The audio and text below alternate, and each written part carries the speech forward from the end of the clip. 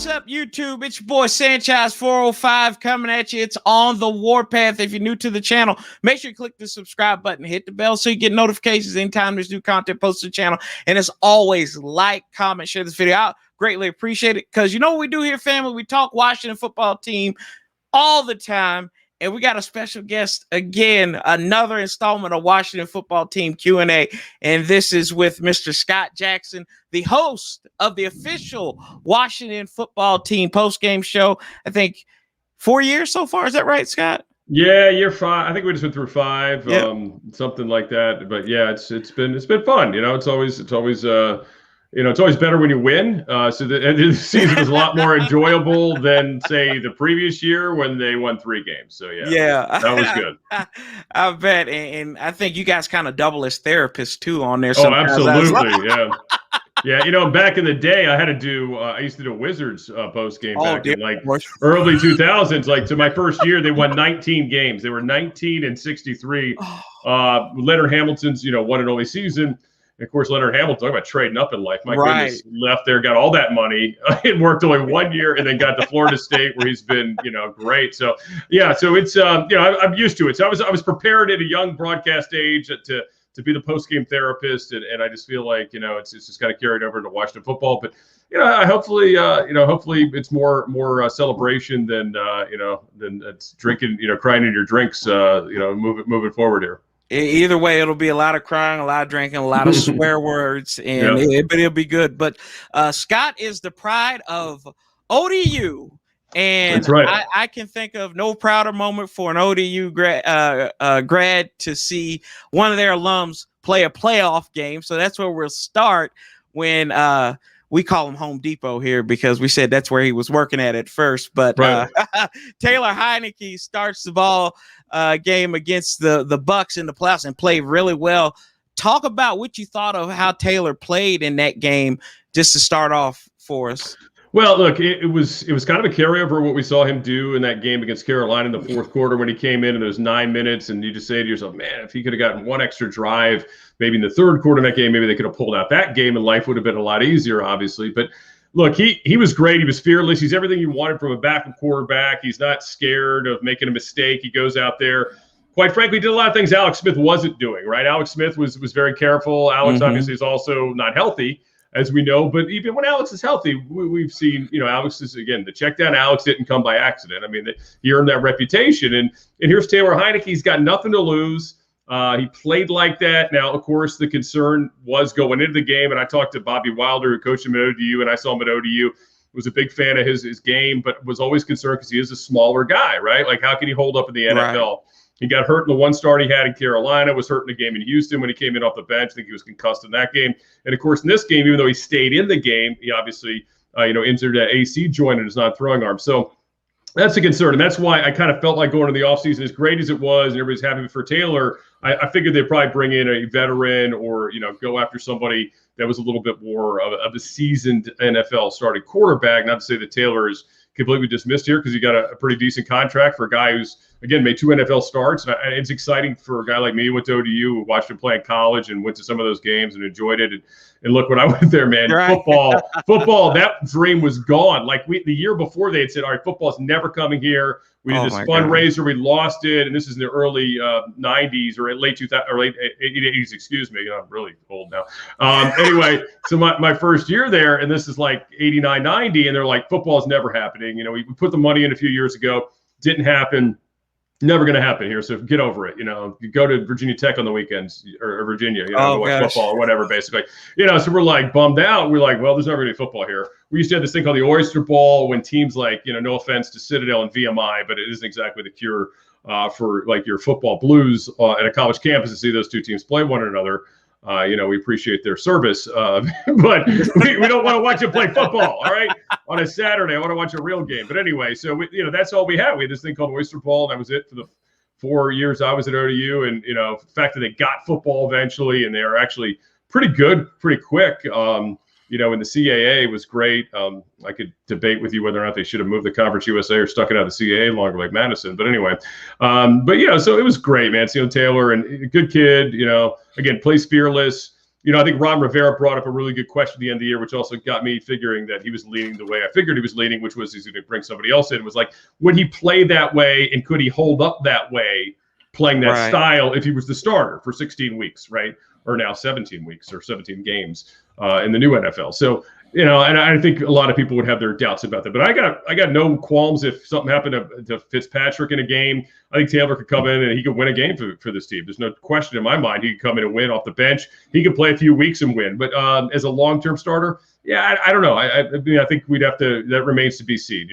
I'm sure some people said that about Drew Brees early in his career as a smaller guy too. But, again, Drew played a much bigger conference, obviously, in the Big Ten back then. So, I think that's the thing that will always kind of, be the question about Taylor. But look, he made the most of his moment. It's great. He cashed in, and, good for him. And it, there's some great plays in that game. And it also really, to me, it really shined a light on, Corey, the fact that what we weren't getting at the quarterback position with this team, right? Like, here's what you're not getting with Alex Smith, what you weren't getting with Dwayne Haskins after, the first couple weeks, where he just, didn't look like a confident player.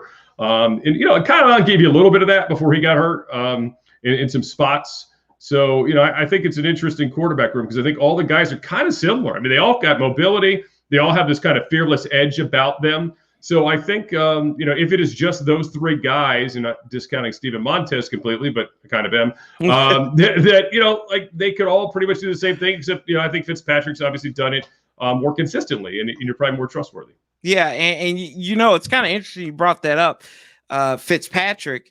Ron's press conference last week, when I was listening to it, I was taken back because it said everything kind of rolled into place after the Stafford trade. Yeah. And I think that was a little bit more telling on what Washington was going to do rather than that. I think it seems like to me, he didn't say it, but they were really bummed that they missed out on Stafford and they kind of settled for Fitzpatrick. And I might be absolutely. No, you're right. No, they did. Look, they were going hard after him, but from what everybody says, this is amazing, right? Yeah. Is really they listened to the player in Detroit. Like Stafford said, hey, I really want to go to LA. And they're like, all right, we're going to figure out a way to get you to LA. And obviously there was also a knowledge of Jared Goff there with the new front office. They liked Jared Goff enough. We're like, hey, we get Jared Goff in return, get the picks out of LA, because LA clearly doesn't want to pick ever again. I mean, they don't ever want to draft. I mean, they're clearly Sean McVay has got plans. He's going to be in Tahiti with his new wife, during the draft, because he doesn't want anything to do with the draft because they don't have any picks anymore. It's ridiculous. Nope. But whatever. So they've got this window. They're like the Lakers, man. They're like all in now, and that's kind of how you have to be in LA, quite frankly,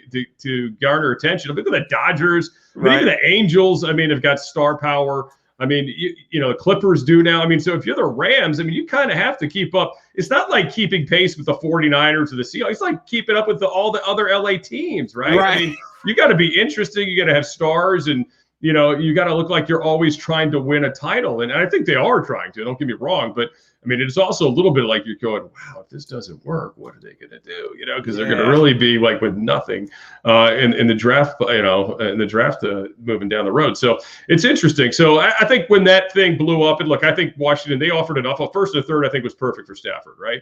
Yeah. They didn't have the quarterback to throw in there. Obviously, in the Rams case, they were willing to throw in even more than that. And it helped them get out of a little bit of a cap hell situation with a guy they didn't trust clearly in Goff. And, and I think they did pivot nicely. Actually, when things started kind of developing, I was like, man, yeah, Ryan Fitzpatrick. There's something about him, right? You got to find out. And we might, he might break our heart a lot of Sundays, but damn it, at least he's not going to be scared. You know what I mean? It's tragic, man. I'm telling you, Scott. I'm just like, I'm sitting there like just holding my breath. And I was here on YouTube, and I sat here for 3 hours. I'm like, y'all, look at this. I know you see these little sample sizes in Miami, but I'm like, expectation is his biggest killer. That is the thing, because when you expect something out of him, he tends to go back to Fitz tragic. When you're not expecting anything, like at the beginning of 2018, he's like, oh, okay, this is what I'm going to do. But that Monday night game against Pittsburgh, it was just like, and then yeah. Well, then I'll say this. I think this is going to be the best defense he's played with. The one he had in Tampa wasn't very good. Obviously, the Jets teams are horrible. Right. He had a pretty decent team in Buffalo when he had had a pretty good couple seasons there. I think this is a good situation for him, and I'm not one of these people. Well, it makes him getting older. I don't like to pigeonhole guys like you can't learn, like you can't evolve. I mean, you'll understand this when you get older, Corey. You're a young guy now, so you don't think this. But you can't always think you're like the 25-year-old self or the guy who was at like 3 franchises ago. You always feel like you can evolve and do more and learn from all this stuff. And look, let's be honest. If he played in that game against the Bills in Week 17 this year, the Dolphins would have had a prayer. Unlike with Tua, it was freaking horrible. Right. And I like Tua. I'm a Tua guy, but he saved 2 games for Tua. He should get saves like a relief pitcher, right? He should be like right. He got 5 wins and he got 2 saves because they won 2 games he didn't start because of him. And I don't know. I like what I saw from him. Look, they would have beaten Washington last year. 2019. 2-point conversion. Right. Had he gone in the game earlier, they would waste their time with Rosen. What the hell was that? I mean, they were trying to lose that game. I'm convinced of it.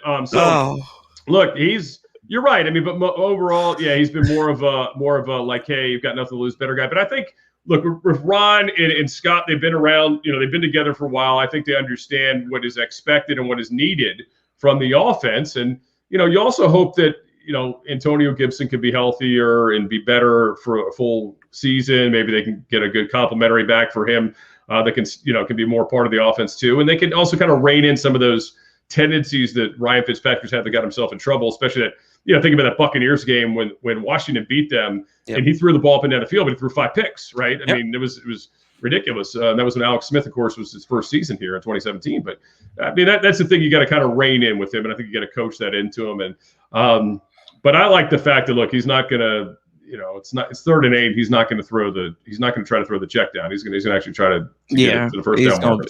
And you kind of bring this up with the free agent. Fitz was the number 1 free agent, and then we've had a couple of other ones, Curtis Samuel, William Jackson. Out of those 3, who sticks out to you as like, this is well invested money, and this guy is going to shine here in Washington? Well, I think, look, Curtis Samuel, I love it from a couple aspects. Number one, they were the group that drafted him, right? This was the same staff that wanted him, front office and everything. I mean, there's like Marty Hurney's part of it, Ron's part of it.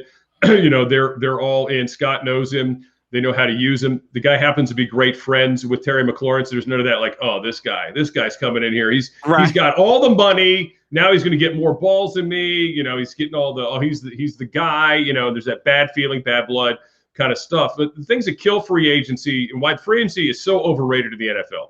Guys get overpaid, right? Number one, it's caused chemistry issues. Number two, a lot of times it's amazing as smart as these teams and these organizations are put together, as many people are involved, they don't think about fit all the time. It's kind of tragic, especially, maybe I should say this franchise has not always thought about fit, right? Now, I think this group has done a good job. And I think they were better, as much as Bruce Allen took a beating here, and deservedly so in a lot of cases. But one of the things they were a little bit smarter about was, okay, we're not going to go over crazy here. We're not going to do the Vinny Serrata crap. However, you could say Josh Norman, though, was one of those things where they lost their mind and it wasn't a good fit, right? They didn't play him the same way he was played else in Carolina and those kind of things. But I think I like that about Samuel. So they know how to use him. They know him better. Him and McLaurin are buds. I mean, that's all that stuff is a positive. The Jackson seems like a good pivot from Darby. I think he's a better player. He's a younger player. He's got more upside. I will say this. It's interesting. I mean, the PFF people love him, right? Like the Pro Football Focus absolutely love him. But I will say this. I do think, and we ignored this with Josh Norman. That's the only reason I'm bringing it up, is it does kind of make me pause a little bit when I don't see the interception numbers there. Right. I know people are going to say, well, they didn't throw his way. We heard the same stuff with Josh, right? Well, it's not Josh's fault he didn't get interceptions. And then we watched him and go, yeah, actually, it is his fault. Yeah. He didn't get interceptions. So that's the only thing. And again, we'll see. Maybe they really didn't. He was great against McLaurin. The game we saw, the Bengals, I mean, he did a great job against Terry. He was a badass, and he's a big physical guy. I think Del Rio's got a plan for him. So I like those two guys a lot. And obviously Fitzpatrick, it was a good pick. I mean, Jeremiah was interesting at linebacker. I mean, it was kind of a lesser notice deal. They need linebacker help. I still think they need 2 more linebackers. I'd like to see them get 2 linebackers in the draft. I really do. I mean, you need somebody to take the job from Bostic, maybe not immediately, but eventually. And you need obviously somebody else on the outside with KPP going, or KPL, excuse me. Going. Yeah, those were, I think that was a key loss there, because it just seemed like I mean, KPL wasn't great, but No. he did what he was supposed to do. And you think The about speed. Bostic. He can run. And Bostic is running away from coverage. You can see it on tape half the time. It's like, dude, that's your guy. You got. Well, it was interesting. Yeah, I mean, like I said, there was a stretch where he was really good at the beginning of the year. Then he was really awful, and we're like, oh my God, you got to play somebody else. And I don't know what Sean Dion Hamilton didn't do or did do, but it just never. I mean, they cut him so quickly. It was incredible in the season, late in the season. What was going on there? But then I thought Bostic actually finished his season really well after having a real tough stretch. But Bostic, like, he's one of those guys, and I can understand why coaches and will love him, because he's smart. He understands the game. He knows where everything's supposed to be. Yeah, maybe his legs and his body aren't as willing as they used to be. But I can understand it. And he's very accountable. I mean, here's a guy who I swear we did 16 post games this year, or 17 post games in the playoffs. He probably was on 3/4 of them, win or lose. And a lot of them were, quite frankly, after some games that he didn't play very well. Right. And he would come on and he'd be like, yeah, stunk, and he would just lay it out. I mean, he was I can understand why the coaching staff wants him around. And even if he isn't the guy at that position, even if there's an heir apparent that comes in and takes his job, I could see him being one of those type of veterans that would do anything, to help them. He wouldn't be like a guy, giving the wrong information. Mm-hmm. And the one thing that the people hate on John Bostic about, I'm like, he took out a Cowboys quarterback. That's all you need to know. Like, I mean, he took it, even though it was Dalton. Yeah, it's not really a Cowboys quarterback. Yeah. But he's a bear now. he took him out. So it is. But we kind of switch. We stay on the offense side of the ball, and I'm just going to ask you this as bluntly as possible. Yeah. What in the ham sandwich is going on with Brandon Scherff? That's a good question. I mean, there's kind of like, it's like kind of one of those, oh yeah, by the way, Brandon Scherff turned down the largest guard deal ever. It was like it wasn't like widely reported. It was like in a podcast kind of setting. It was Friday too. On a Friday. Right. It was kind of dropped in there. So I don't know. I mean, look, like with a lot of these things, I remember doing daily sports talk when Champ Bailey got dealt. And, I'll just say it was kind of a smear campaign in a sense that, like, oh, he turned down, this big, huge signing bonus. But then you find out later, it's actually like he was going to get a part of it here. The next part was going to come a couple years later. They're paying it like a mortgage almost, or like a layaway. You're like, wait a minute, that's not how it works, right? So I would like to know, like, all the structuring of it and, like, what was it that gave him pause? He's still, and maybe I'm an idiot. I still feel like this is a cousin situation where he's like, get me the hell out of here. We're just going to play the tag game until I can get out of here because I don't like it, because they liked somebody, because they didn't. I mean, it wasn't like he came in here and they were like, well, we really don't like him because, he was drafted wherever. I mean, they took him high. Yeah, he couldn't play right tackle in the NFL, but that's all right. I mean, he's been again a Pro Bowl guard and all pro when healthy. Look, I think they're a better team with him. It always does come, but it is a salary cap business. You have a smaller portion of it this year. Luckily, this team can absorb a lot with the way they're positioned right now for this season. But moving forward, yeah, it's a little dicey. I mean, it worries me that. And again, it's interesting that they said he turned down that money, but then again, Ron Rivera, and again, on the record, I get it off the record. I've been played on both sides by players, agents, and GMs in the past, and other sports too, where they say one thing and completely, or maybe fabricating, to put it nicely, about what really happened. But he kind of said, no, there hadn't been any talks. Like he basically said they had kind of done the tag and that was it for now. Yeah, so they haven't really come back. So we'll see. There's still time. I mean, it's not over, but I would still rather them, start the season with him, because quite frankly, I don't know, like, you're not going to get a first back for him. I mean, nobody's given up a first for a guard that's missed games. I mean, it's not happening. And he's a guard. To steal Jay Gruden's line. Just a guard. Just a guard. And Jay, I know he didn't mean it like that, but anyway. That's right. Look, Jay was not a good head coach. I'm not here to say he was, but Jay as a guy was great. And it was very forward. And I enjoyed doing it. We did the coaches show with him for 5 years. And he was great. I mean, he was very, and at times he had to kind of pull back a little bit because he took too much crap, for being honest. But I always thought he was one. I mean, like the Shanahan, I knew he was lying 99% of the time when he was on the show, and I was like, really, dude? The most fun Shanahan was like the last 3 weeks when, like, you knew he was fired. He didn't care. He goes, we're going to get a first and a third for Kirk Cousins. I almost fell out of my chair. I was like, what are you talking about, dude? Oh, it was so ridiculous. But anyway, it was so absurd. Anyway, but yeah. Yeah, I mean, we'll see where the Scherff thing goes, but like they're a better offensive line with him. I'm fascinated to figure out how Sadiq Charles fits in. Is he your left tackle? Yeah. Is he a guard? I mean, Ron really didn't. He kind of kept you guessing, I thought, in the press conference last week when they talked about that, because I think they're still trying to figure it out.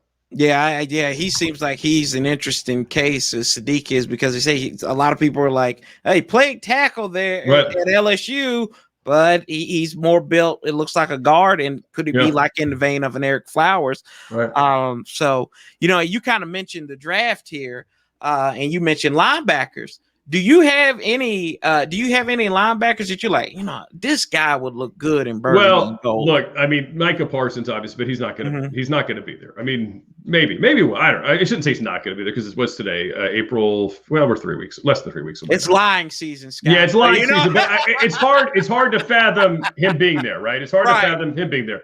I like Zaven Collins a lot. I mean, because here's what Zaven Collins can do. Besides make the obvious plays to the line of scrimmage, which most linebackers can, right? And talk to him. But he drops when he drops in coverage, he reminds me of guys like Monty Coleman or I'm getting old here. Mel Kaufman, guys that could actually cover backs or tight ends and help you. And Andre Collins was not a bad guy in coverage either out of Penn State, who played here for a lot of successful seasons. Sean Barber was also a guy who covered people. Sean. I mean, so they've had like a lack of linebackers here. I don't know. It's hard to even remember the last time they could actually cover somebody, forever. So I like Zaven Collins a lot. And I know, people love Awuzie out of Notre Dame, and I can see that too. I mean, like I said, they can use two of them. They need two of them. But I think if I said the guy most realistically maybe in their spot, although I did see some, again, lying season stuff about maybe the Patriots would take him earlier, But anyway, he's the guy that I would like. If he was on the board, I would be really happy about it. I was talking to Scott Abraham yesterday about this on ABC7 on the sports talk show, and I was like, look, man, I don't because he was like saying left tackle, and I was like, I don't, it's a pretty deep draft for tackles. I think you could wait beyond the first round for tackle. I want to find out what they got with Sadiq Charles. They still have Lucas back, who was very good at times. He was serviceable at least. So I would like to. I think linebacker is the more immediate need. I mean, you need a starter. There is actually literally a empty spot right now at linebacker, whether you're talking outside or inside right now. Exactly. Yeah. No, man, you just made my day just by saying that. Yeah. That's it. We're done with the interview. He said David Collins. See, we agree. We are perfect. Do you see? And there's been, and we keep on saying it's lying season. Do you see any way in the world that Washington trades up into the top 5 for a pick and maybe to take one of these quarterbacks? I really don't. I really don't. I think the Fitzpatrick move let them be patient, right, or allow them to be patient with that.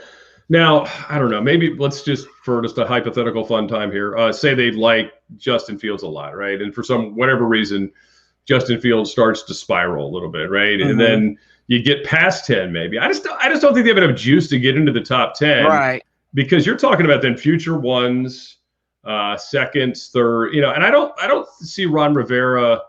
It doesn't look like that's not his move, right? That's not what he's about, and that's not something I would see him doing. I don't think he would feel that panicky, because again, he doesn't have to. So.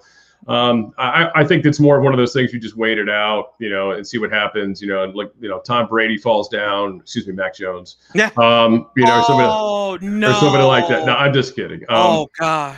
I'm so tired of that. Thankfully, that stopped, by the way. I think his agent actually put a cease and desist order on that. I mean, talk about just ruin the poor kid already. Just because he's skinny and unathletic does not make him Tom Brady, all right? Oh, man. And I understand he's super smart, as Coach Gibbs would once say, but come on. I mean, let's let him play a game in the NFL before we decide if he's a Tom Brady or not. Oh, man.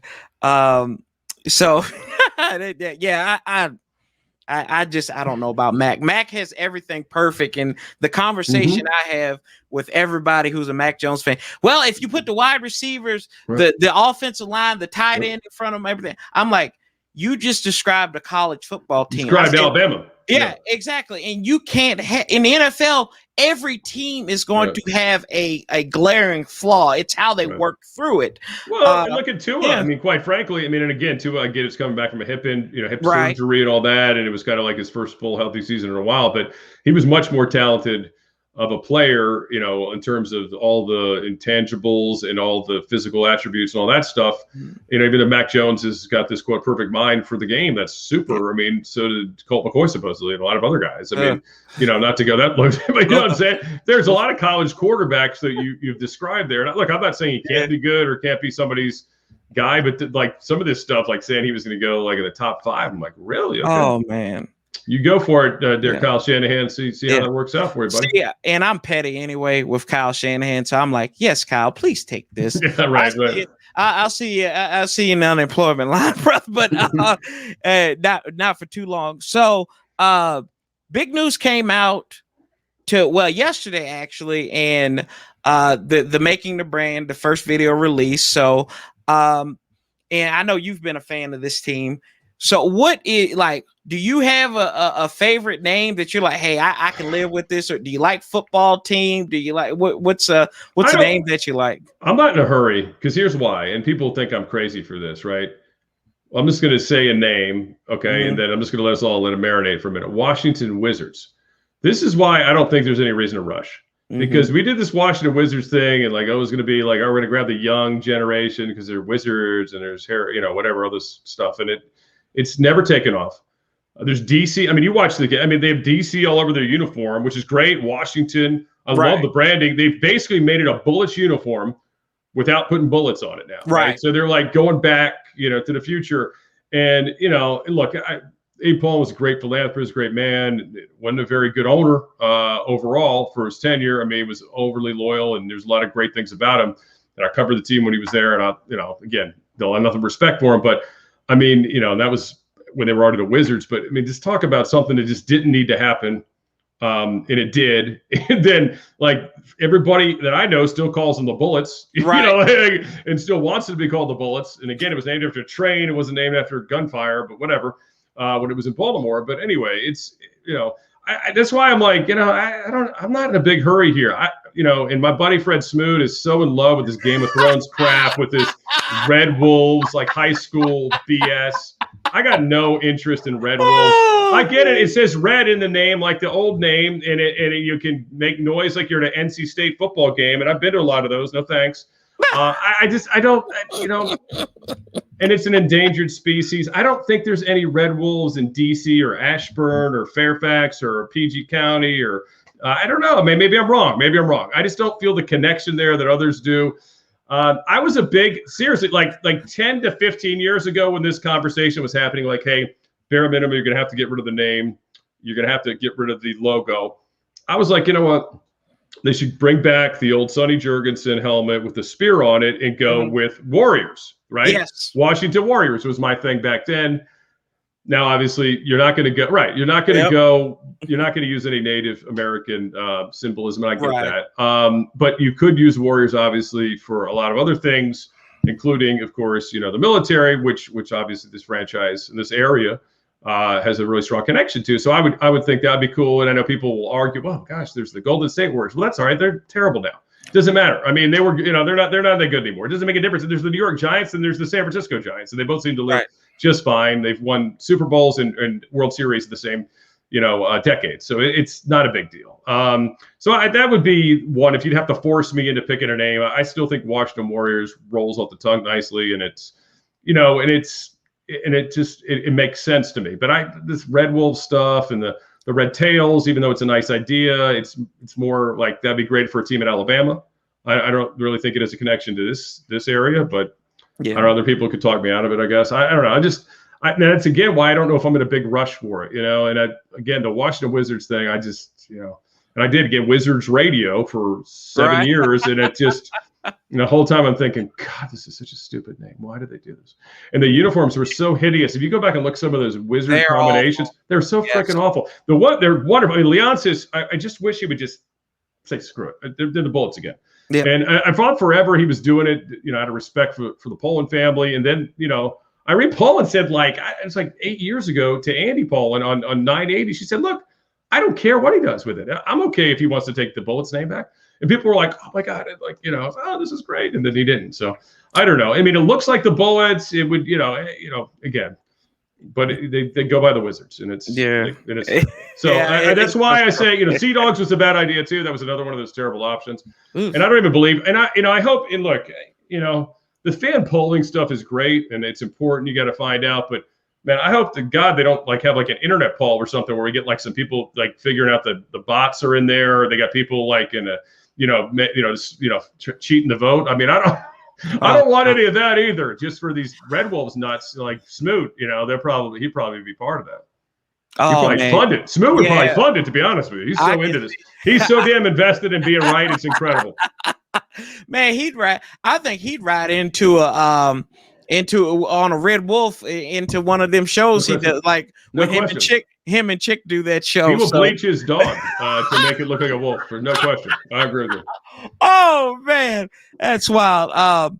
And of course there was news that came out on Friday again that Mr. Snyder has full and complete control over the team. Now, I know Lock and Forrest said that he's probably going to flip this later down the road and sell it to new investors. Sure. So what do you think this has what are the ramifications of this at the end of the day? Do you think all this is behind us, or? I think there's two separate issues here, right? There's still the investigation that's ongoing that the NFL is going to do whatever they're going to do with, right? And it's the other 31 owners, or 30 if you don't count Green Bay, because they're a bunch of people. That they're going to decide what matters here to them, and are they going to cave the pressure from the outside? I don't know. I mean, the NFL they seem oblivious to a lot of this stuff. I mean, it's always been kind of the bulletproof league and kind of, frankly, at times tone deaf on some other issues. So I don't know if they're going to do anything about it. I think they're two separate things. The overreaction to oh my God, this means he made out better than before kind of thing. I think, no, they needed to stop what was going on in with the Shar group and Rothstein. There was this terrible stuff going on. There were these allegations of just stuff that the NFL didn't want to deal with, obviously. Mm-hmm. You have people saying that they were starting smear campaigns against one another. They were hiring moles. They were somehow, Bruce Allen was talking to this group when he was, just after he got fired and all this crazy stuff. All these things, they had to stop that, right? They had to shut that up. Mm-hmm. And then, and that's one part of it. So, so Snyder's got it. This actually makes it easier if you were going to take the team from him. If you were going to pull a Jerry Richardson situation, right? It would probably be easier if it's just one person. Right. And I'm not sure we're there yet. I'm not really sure we're there yet. I think what you have here, and this is unfortunate, and I'm not defending him or what happened, because I don't know, because I wasn't there. And obviously there's a lot of settlements that were made, right? Mm-hmm. There's a lot of businesses that do this stuff, whether it's right or wrong. They do these the settlements, undisclosed settlements. They sign these disclosure statements to say, all right, we're never going to talk about this. You're going to take the money. You're going to leave. Nobody's in the wrong. Here's your money. Goodbye. Mm-hmm. Do you think, for a second, there's 31 other franchises that there might not be one or two of these elsewhere? Thank you. And it's not pretty, and it's not right, and hopefully people wake up and understand you can't do this, and this shouldn't be the norm for an office. But I do think there's probably a few of those owners damn, I don't know if I want my stuff out on Main Street either. Exactly. And so I think that's the thing you have. Now, Richardson's was interesting because they had some pretty obvious stuff, I think, at the time, documentation, and people were on the record oh my God, this is memos, and he said this and did this. I don't know to this point. I don't believe we've heard anything like that with Dan Snyder's situation. And I also think I think Dan Snyder will not go quietly. I mean, he's not going to just give up his team. He's not a guy who's just going to quit. I mean, he's going to fight it. So I think there's that part of it too. And again, it really depends. I mean, this is when you start to find out who are the owners, who are they going to back? I mean, I don't think it's Donald Sterling. I don't think it's Jerry Richardson at the moment. But, look, at the same time, if we were sitting here last year at this time in the conversation with a name change, I'd have laughed at you. I was like, they're not going to change the name ever, right. Then that turned really fast. So, again, just from the outside looking in, those are the things I think about. And I know there's a lot of emotions. There always is in these kind of things. There's, and for some people, it's very personal who were involved with it. I get it. Why some of those former employees would feel like they want to see something, they want to see actual action here, right? Beyond just, hey, we're going to fine you, or we're going to, you can't come to the building for a month or whatever the heck it would be, or a year or whatever. They want to see some real, substantial stuff here. But I don't know if that's going to happen. I don't know if they're going to get their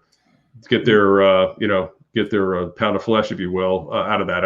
It doesn't feel like that's the way the NFL's headed. But again, like I said, things can change quickly. Yeah, and I always said this too, that there's no smoking gun. There's always it's the sniper. It's the John Allen Muhammad defense. When he goes in there and asks the people, he's like, well, did you see me do it? We know you did it. And I'm not saying we know that Dan did it, but I mean, you have no smoking gun to connect him to the crime. There's no forensic evidence in that respect.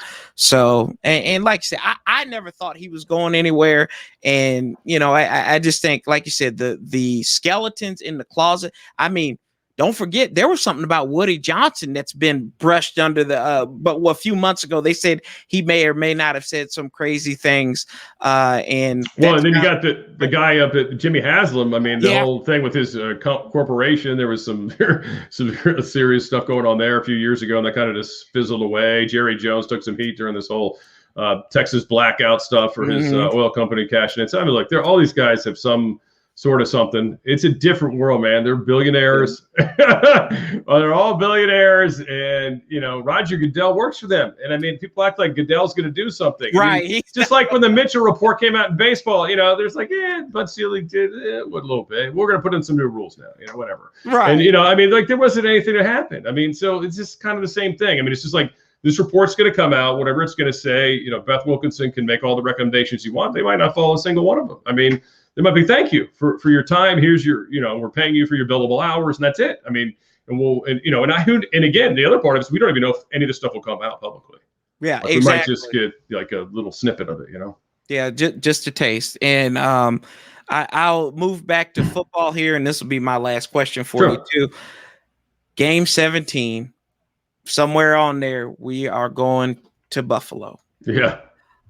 What in the world? The team is going to play the Final Four from last year here. Yeah. What were your thoughts when you heard that it was going to be Buffalo as the 17th team? Well, I mean, I think we knew about it. It was like a few months ago. There's some speculation. Everybody knew this was going to happen. They signed off on it a year ago. I mean, I remember this year, and I talk about this every year, and I've been consistent about this. The schedule thing, I've never been one to get hyped up or hyped down. Like, oh my God, this is the hardest schedule ever in the preseason, because they never plays out to the level it was in the preseason. I mean, remember the Steelers game was supposed to be the worst game for this team. Oh my God, they had to go play the 49ers on the road. They got to play the Steelers. Right. Those were the games they won. Like, the games they lost were like, crap. I mean, the Giants twice, really? I mean, those are the games that you thought they would have won. So I don't get really caught up in that. But yeah, I mean, no question. I mean, on paper, it looks terrible. You never know. I mean, look, Aaron Rodgers could get hurt, coast in jeopardy over the next few weeks and be out for the season. We don't know. I mean, so things change quickly. I mean, things can change quickly in the NFL. It is the not for long league. So, we'll see. I mean, this team in 2017 looked like they were going to be a playoff team with Alex Smith. Right? I mean, they're, right there, 6-3, and then bam. I mean, the whole world changed. So you never know. But yeah, I mean, it on paper, it looks like it's going to be tougher, as you would expect. You win your division, you're going to have to play a tougher schedule. Even if you won it at 7-9, they don't give you like a handicap because of that. You still have to play a first place schedule. So yeah, we'll see. I mean, hopefully they're going to play like a first place team too. Yeah, and you get 17 games on the post game show. You in London, so but Scott, I appreciate it, and y'all, the credit to Scott. He was watching the Nationals, and I don't know if the games went final yet. I don't know what happened. I got to find out. But we were playing those dirty, filthy Braves at the time of recording it, and hopefully we drown them. And still going on. We're 5-5 in the top of the ninth. I got to get upstairs. But Scott Jackson, follow him on Twitter at Jackson Sports. And hey, man, hopefully you can come back on here again, and I'd love to talk to you. But thanks a lot. As always, y'all, I'm Sanchez 405. Love, peace, and hail, and we'll be talking to you real soon. I'm out.